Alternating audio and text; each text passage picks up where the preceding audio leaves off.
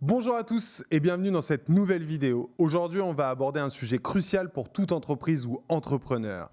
Les erreurs fatales des landing pages ratées. Une landing page efficace est essentielle pour convertir les visiteurs en clients. Mais beaucoup de landing pages échouent lamentablement à atteindre cet objectif. Dans cette vidéo, nous allons explorer les erreurs communes que l'on retrouve souvent dans les landing pages ratées et on va vous expliquer surtout comment les éviter pour augmenter vos taux de conversion. L'absence de clarté dans le message. La première erreur que l'on rencontre souvent dans les landing pages ratées est l'absence de clarté dans le message. Une landing page doit avoir un objectif clair et un message simple qui résume immédiatement ce que vous proposez. Moi, j'observe beaucoup de pages qui sont souvent surchargées d'informations qui rend le message absolument confus. Par exemple, sur cette landing page que nous avons fait pour Spring, on a une proposition claire. Ne choisissez plus entre un linge propre et un monde propre. Adoptez Spring. Le client sait ce qu'il va voir et en même temps, on garde un peu de suspense pour lui donner envie de lire la suite avec le sous-titre. Sur celle-ci, on va être encore un peu plus dans l'intrigue pour aller chercher de l'attention et des niveaux de conscience différents. Il est également important de structurer votre contenu de manière à ce qu'il soit facile à lire et à comprendre. Utilisez donc des sous-titres, des bullet points ou des listes à puces et des paragraphes courts pour rendre votre message le plus accessible possible. Un design non professionnel. Le design non professionnel est une autre erreur courante. Une landing page doit être visuellement attrayante et facile à naviguer. Si votre page est trop encombrée ou mal conçue, les visiteurs seront rapidement découragés et quitteront votre site. Assurez-vous donc que votre design soit propre, professionnel et qu'il utilise une palette de couleurs cohérente. Les images doivent être de bonne qualité, voire de haute qualité, doivent pas être prises toutes sur des banques d'images gratuites. Évitez aussi les typographies avec des caractères trop fantaisistes et faites en sorte que votre site soit lisible sur tous les appareils, ordinateurs et mobiles. Car évidemment, il va être très important que vos pages soient responsives. Vous ne savez jamais sur quel appareil votre visiteur va voir votre page, que ce soit sur un ordinateur, un grand ordinateur, un petit, une tablette, un téléphone en format 16:9 ou un téléphone en format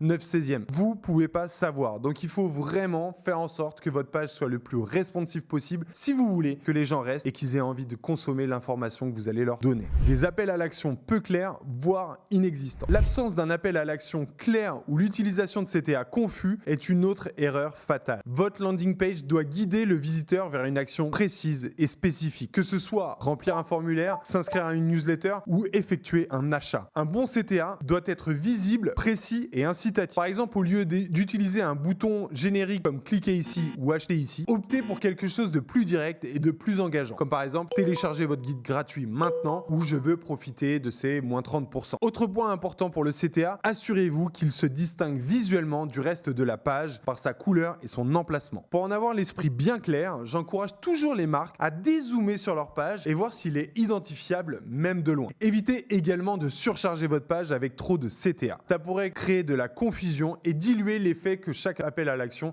aura.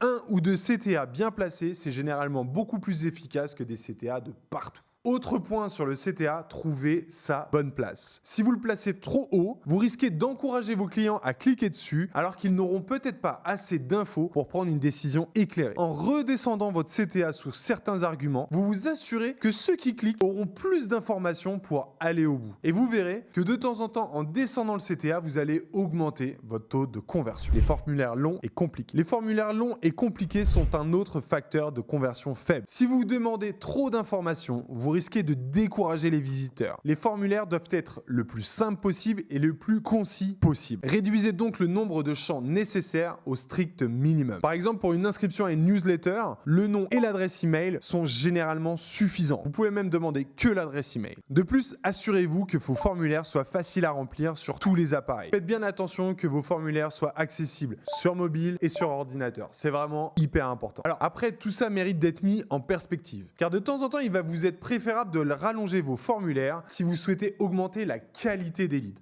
Vous allez baisser le nombre de leads, mais potentiellement la qualité. Et si vous êtes connecté, par exemple, avec des commerciaux, peut-être qu'ils préféreront avoir un petit peu plus d'infos plutôt que d'avoir peu d'infos et d'avoir des leads de mauvaise qualité. Et enfin, la dernière chose sur les formulaires, c'est de faciliter la complétion. Quand vous avez la possibilité de proposer des complétions automatiques, comme sur le nom, sur le prénom, sur par exemple les cartes bleues, faites-le. La plupart des clients ont des informations d'enregistrer dans leur navigateur, donc profitez-en et faites-leur en bénéficier. Manque de preuves sociales. Le manque de preuves sociales est une erreur très courante sur les landing pages ratées. Les visiteurs veulent être rassurés sur la qualité et la fiabilité de votre offre et de vos produits. Sans preuve sociale, il va être très difficile pour eux de gagner la confiance. Vous devez donc intégrer des témoignages des clients satisfaits, des avis, des UGC, des études de cas et tout ce que vous pourrez mettre en avant pour faciliter vraiment cette prise de confiance. Assurez-vous que les témoignages soient le plus authentiques et le plus crédibles possible. Par exemple, vous pouvez mettre des photos, des prénoms, des dates depuis quand ils sont clients. Tout ça va être important. Aussi, n'hésitez pas à laisser des avis qui pourraient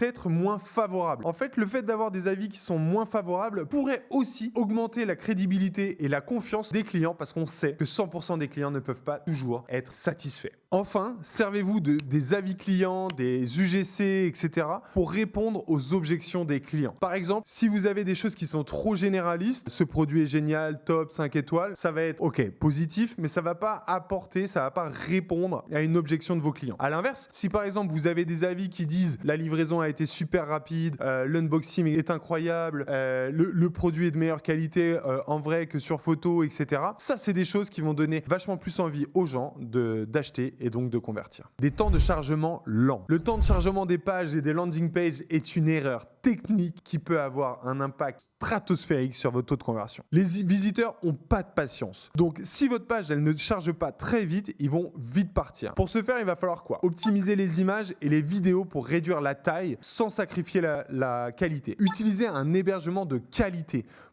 pour faire en sorte que voilà, vous ayez du cache, etc., qui va permettre d'accélérer les pages. Vous pouvez par exemple utiliser Google Page Speed ou GTmetrix qui sont des outils très utiles pour regarder où est-ce que vous pouvez avoir des problèmes.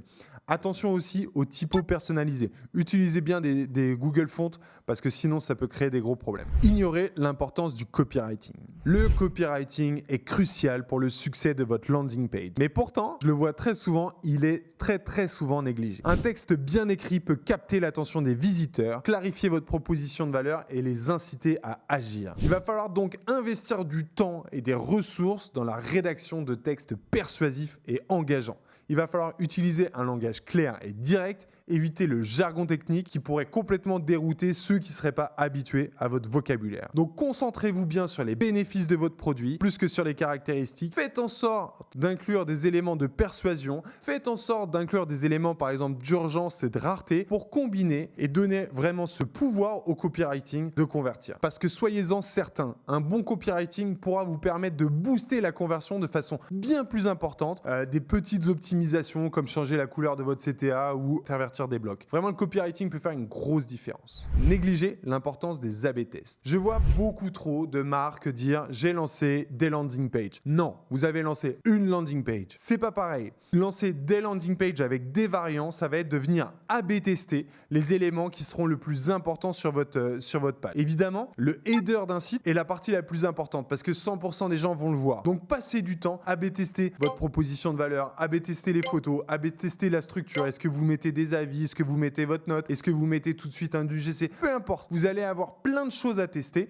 pour pouvoir justement maximiser votre taux de conversion. Pour moi, je vois des marques qui ont une landing page et qui s'en satisfassent. Pour moi, c'est comme aller au loto. Potentiellement, vous allez gagner, mais vous avez de grandes chances de passer à côté du pouvoir total de votre landing page. Il va être donc vraiment très important de tester vos titres, vos images, vos CTA, votre offre, vos couleurs, la mise en page, la structure de la page. Tout ça doit être absolument testé pour être sûr, encore une fois, à 100% que la page que vous avez, c'est celle qui cartonne le plus et pas que vous passez à côté de 20 ou 25% des conversions. Et certains clients, on l'a remarqué, une position de CTA, ça peut avoir une conséquence de 10 à 12% sur la performance. Le changement d'une proposition de valeur, pareil, ça peut amener vraiment des pourcentages importants. Donc, A/B tester. Pour ça, vous pouvez utiliser des outils comme Unbounce, qui est un outil de landing page qui vous permet de faire des A/B tests très faciles et qui va vous permettre, encore une fois, d'aller chercher le maximum de performance. Et la dernière erreur que l'on voit le plus, c'est l'absence de suivi et d'analyse. L'absence de suivi et d'analyse est une erreur fatale. Il est crucial de suivre les performances de vos landing pages pour comprendre ce qui fonctionne et ce qui doit être amélioré. améliorer. Pour ça, je vous conseille d'utiliser des outils d'analyse très simples comme Google Analytics qui va vous permettre de suivre les métriques clés telles que le taux de rebond, le temps passé sur la page, les taux de conversion, les ajouts au panier, le pourcentage de scroll, etc. Ensuite, vous pourrez potentiellement augmenter cette analyse avec des outils comme